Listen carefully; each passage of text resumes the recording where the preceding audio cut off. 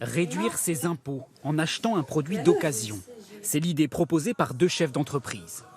Leur scénario, acheter un objet de seconde main ou faire réparer un appareil permettrait de bénéficier d'un crédit d'impôt de 15%, dans la limite de 3 000 € par an.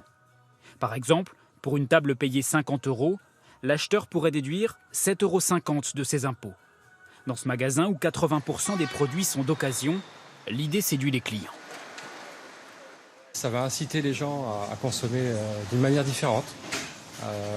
Donc ça va être intéressant économiquement et aussi pour la planète, pour l'environnement. Ça évite de jeter, de pouvoir acheter, de mettre à la poubelle des choses qui sont réutilisables simplement.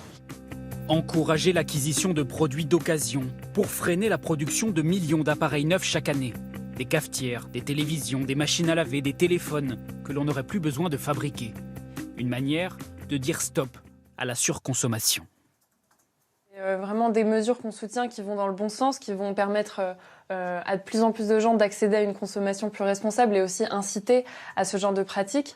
Mais ça doit s'accompagner d'aussi d'autres mesures, notamment pour réduire le coût de la réparation, parce que pour nous, c'est vraiment l'enjeu principal.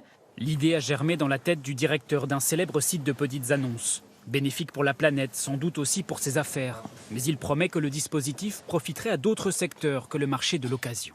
Cet argent est réinjecté dans l'économie. C'est-à-dire que l'économie que vous faites faire aux Français, ils vont la réinvestir sur d'autres objets, d'autres services. Donc à notre sens, c'est une mesure vertueuse. Mais selon les ministères concernés, ce crédit d'impôt a peu de chances de voir le jour, car il constituerait une nouvelle niche fiscale, dans une période où le gouvernement cherche au contraire à les supprimer.